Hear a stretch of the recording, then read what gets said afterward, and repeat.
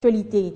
Je l'annonçais au sommaire, la RDC participe au forum régional sur la sécurité et la paix dans la région de Grand Lac, ouvert dimanche en Éthiopie et présidé par l'envoyé spécial du secrétaire général de l'ONU pour la région de Grand Lac. Les différentes parties présentes à ce forum ont passé en revue les avancées enregistrées dans la mise en œuvre de l'accord cadre d'Addis Abeba. Ils ont également abordé les questions liées à l'investissement en Afrique. En Éthiopie, dans ce forum régional qui regroupe des ministres délégués de la CIRGL, CPGL, de l'Union européenne et de la Banque mondiale, la République démocratique du Congo est citée pour ses progrès réalisés dans la mise en œuvre de l'accord cadre d'Addis Abeba. Les engagements, surtout dans la lutte contre les groupes armés et autres forces négatives, ont été à la base de cette reconnaissance par les différents participants. Le forum est aussi revenu sur l'organisation du séminaire international d'appropriation de l'accord cadre d'Addis Abeba à Kinshasa, sous la direction du mécanisme de suivi en collaboration avec le ministère du Plan. Présent à ce forum, Saïd Djinnit est aussi revenu sur ce même progrès, tout en invitant la République démocratique du Congo à insérer dans la ligne budgétaire de 2016 les actions prioritaires définies dans le cadre de cet accord. Les échanges ont aussi tourné autour des enjeux liés à la coopération et à la paix dans la région des Grands Lacs. Les participants ont examiné quelques approches pour le développement des pays membres. La situation économique récente des pays de la région qui pour la plupart maîtrisent les taux d'inflation et enregistrent la stabilité du cadre macroéconomique avec un taux de croissance appréciable, et c'est en dépit des contextes politiques qui connaissent certains pays, comme le Burundi, a été passé en revue. Des recommandations sont alors formulées pour la promotion de l'emploi des jeunes. À ce sujet, le représentant de la RDC à ce forum, Henri Yave, a réaffirmé la détermination de son pays à organiser en 2016 un forum international sur les investissements des privés. Tous ces partenaires internationaux présents à Addis Abeba se sont dit prêts à financer les projets intégrateurs, une manière pour eux de consolider la paix dans la région des Grands Lacs. Encore un vol de plus sur la piste de la nouvelle aérogare modulaire de Njili.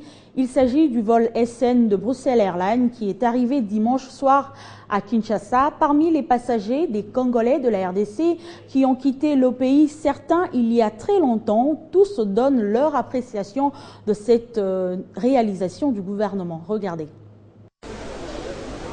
Cette horloge donne exactement l'heure aux différentes familles qui attendent les leurs ici à l'aéroport de Njili. Il est 20h15, le service de la régie de voies aériennes se prépare à recevoir l'avion, le vol SN Bruxelles Airlines, qui atterrit pour la première fois sur cette piste de la nouvelle aérogare modulaire. Aussitôt arrivés, 2 bus sont mis à la disposition de passagers. Tout s'est fait dans une organisation très adaptée, reconnaît ce passager. C'est bien, c'est propre, c'est organisé, ça va.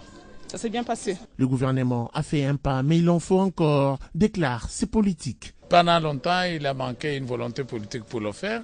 Maintenant, on a marqué un pas. On devra faire plus que ça. Quand c'est beau, même si l'on ne peut pas le dire. S'il vous plaît, monsieur. L'on peut au moins le voir et le reconnaître. Je trouve que tout est rénové et c'est bien. Je trouve que ce sont des bonnes conditions. Donc, nous approchons vraiment, nous allons vers le top. Bientôt sera le Katanga avec son aéroport de la Loano qui offrira des services de qualité. Tout y est mis en œuvre et la RVA n'attend que son inauguration par le chef de l'État, Joseph Kabila Kabange. Au Congo-Brazzaville, ouverture ce lundi du dialogue national à Sibiti, le ministre d'État Firmin Lessa a installé le présidium devant présider les travaux et à la tête on retrouve le président du Sénat André Obambi. Il est issu de la majorité et suivi de Jean-Pierre Ba et Christ-Antoine Walembo de l'opposition précisément du CNR. On retrouve également dans ce comité les membres du Parti centriste et de la société civile. Les détails avec notre envoyé spécial à Sibiti, Floride Zontoto. C'est le directeur du cabinet du chef de l'État qui a lancé ses travaux au nom du président de la République, Denis Sassou Nguesso. À ses côtés, le ministre de l'Intérieur et bien d'autres personnalités du pays. Premier point fort de ces assises, la notation du préfet du département de la Mékounou, suivi de celle du ministre d'État, Firmin Aïssa, message dans lequel il salue la participation de tous les délégués au nom du président de la République. Firmin Aïssa appelle tous les délégués à profiter de ce rendez-vous pour sceller le compromis historique sur les questions de l'heure, notamment ceux liés à la gouvernance électorale et les réformes institutionnelles. Pas de chahut, pas de vote, rien que le consensus. C'est donc avec cette phrase interpellatrice que les travaux ont été lancés. Deuxième temps fort de ce dialogue, c'est la mise en place du présidium. À ce sujet, 7 personnalités issues des formations politiques différentes vont conduire les travaux. Un président désigné par le chef de l'État Denis Sassou Nguesso, un vice-président de la majorité, deuxième vice-président de l'opposition, troisième vice-président du parti du centre, secrétaire rapporteur principal, secrétaire rapporteur adjoint et un trésorier finalement. Après la mise en place, les travaux en commission devront commencer à partir de ce mardi à 10h. Floride Zantoto à Sibiti, au Congo-Brazzaville. Revenons à Kinshasa. La ministre du Commerce, Nefertiti Ngundiaza, a procédé ce lundi au lancement de travaux préparatoires du deuxième examen de politique commerciale de la RDC à l'Organisation mondiale du commerce qui aura lieu au mois de juin 2016 à Genève. Une opportunité pour la RDC de présenter auprès des pays membres de l'OMSC les changements positifs enregistrés dans le cadre de l'amélioration du climat des affaires. C'est en 2010 que la RDC a présenté pour la première fois sa politique commerciale auprès de ses partenaires de l'Organisation mondiale du commerce. Un exercice qu'elle fera désormais tous les 6 ans. En marge de sa deuxième participation au mois de juin 2016, la RDC, via son ministère de commerce, vient de lancer officiellement les travaux préparatoires de ces assises en vue d'établir un rapport global sur la situation commerciale en RDC, les avancées enregistrées sur l'assainissement du climat des affaires et les perspectives d'avenir. Nous aurons à pouvoir présenter beaucoup de choses, les avancées, les réformes et les stratégies commerciales que nous avons pu adopter pendant ces 4 ans passés. Pour Nefertiti Ngundiaza, l'implication de toutes les composantes dont les activités ont une incidence directe ou indirecte sur le commerce est importante pour la réussite de cet événement. Il y aura beaucoup de travail, beaucoup de questionnements et je lance vraiment un appel vibrant à tous les points focaux, à tous les experts de pouvoir être disposés à travailler pour que la RDC puisse présenter une politique commerciale qui sera acceptée par tous les États membres de l'OMS. L'Organisation mondiale du commerce, qui veille aussi au grain pour la réussite de cet événement, pourra envoyer la semaine prochaine une délégation à Kinshasa. À l'université de Kinshasa, le bâtiment de la faculté de droit a été réhabilité par le vice-premier ministre, ministre de l'Emploi, Travail et Prévoyance sociale, Willy Makiashi, qui est passé par cette faculté il y a plusieurs années. Ce geste a été salué par le recteur de l'UNIKIN, le professeur Labana, et tous les étudiants de cette université. Regardez. La faculté de droit à l'université de Kinshasa revêt sa plus belle robe, et ce, grâce à un ancien étudiant de cette faculté, devenu professeur et vice-premier ministre, ministre de l'Emploi, Travail et Prévoyance sociale. Son Excellence, Monsieur le vice-premier ministre, Willy Makiashi avait promis il y a plusieurs jours de réhabiliter ce bâtiment. Samedi 11 juillet, il a procédé à l'inauguration de ce bâtiment de la faculté de droit, totalement rénové. Comme Jésus-Christ l'a dit, soyez mes imitateurs. Et comme il y a les concepteurs de la modernité, le président Kabila qui nous a élevés en dignité et qui est Sissabidimbu, et donc nous sommes ses imitateurs. C'est à plusieurs égards que nous le faisons et c'est beaucoup plus pour cela. Murs, toilettes, bureau administratif, tout est nickel. Le recteur de l'UNIKIN, le professeur Labana, salue l'initiative. Ce geste va interpeller ses collègues qui ont terminé, qui peuvent revenir ici au sein de leur faculté, et les autres dirigeants des autres ministres ou des députés, ils peuvent aussi venir en aide à la faculté, tout simplement à l'université, pour que l'université redémarre avec les enseignements dans des locaux neufs. Construit en 1954, l'université de Kinshasa compte 12 facultés. Elle accueille à ce jour plus de 25 000 étudiants au lieu de 5 000 comme initialement prévu. Ça y est, la convention collective entre Vodacom Congo et ses employés vient d'être signée ce lundi à Kinshasa. Après des années de discussions entre les deux parties, impactant même sur le climat de travail au sein de l'entreprise, eh bien, c'est un nouveau départ qui est amorcé avec la signature de ce document à travers lequel l'employeur offre plusieurs avantages sociaux à ses employés, notamment le paiement du 13e mois et la prise en charge de la scolarité des enfants des agents Vodacom. C'est un nouveau départ qui se dessine entre Vodacom Congo et ses employés. Après plusieurs mois d'intenses négociations, des discussions houleuses et bien souvent difficiles entre l'employeur et ses agents, voilà qu'un compromis est trouvé avec la signature de cette convention collective par les deux parties offrant des avantages sociaux aux employés de Vodacom Congo. Ouh là là, ils sont très nombreux. Je ne pense que je ne vais même pas pouvoir tous les énumérer tellement ils sont nombreux.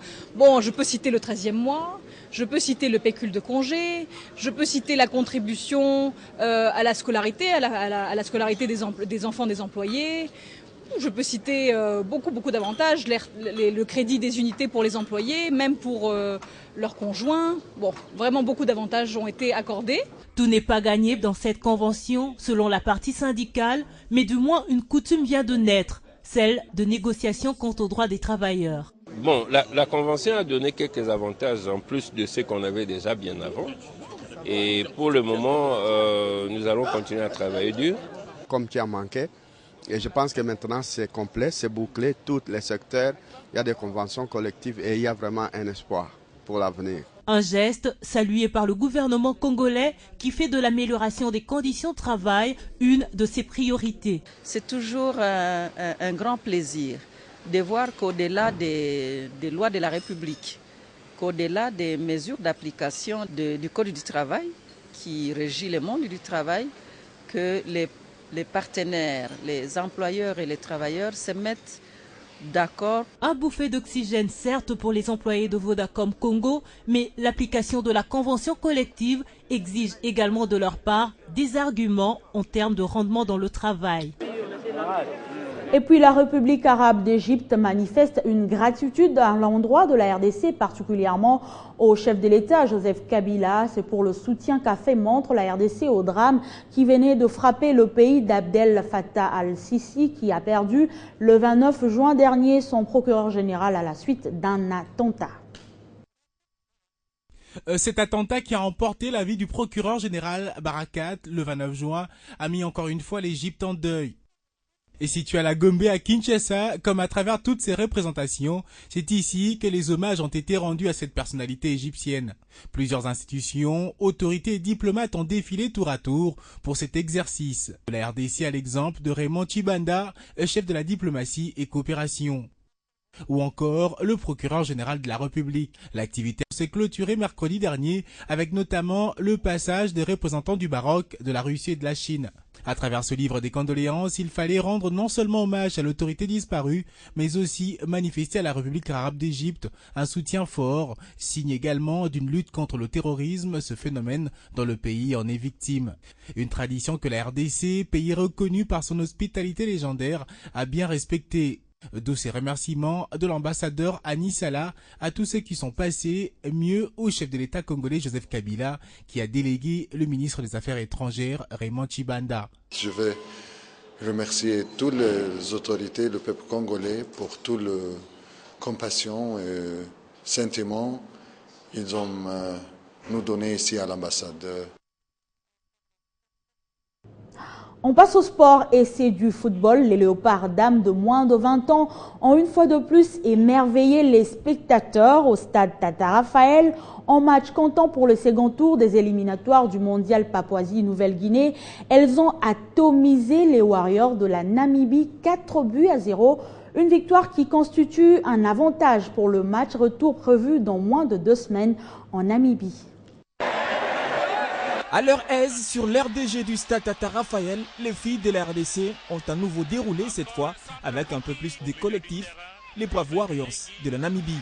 Avec déjà 2 buts marqués dans les 15 premières minutes, le 3e arrive peu avant la pause. Lenghi échappe à la vigilance des Sagards avec la clé, un beau petit geste technique Puis, de l'extérieur du pied droit, trouve sa coéquipière qui ne tergiverse pas et loge les ballons au fond du filet. Le dernier rempart namibien n'a pu rien faire devant une telle qualité de jeu. La RDC mène 3-0 à la pause. En seconde période, le Léopard reste sur la même dynamique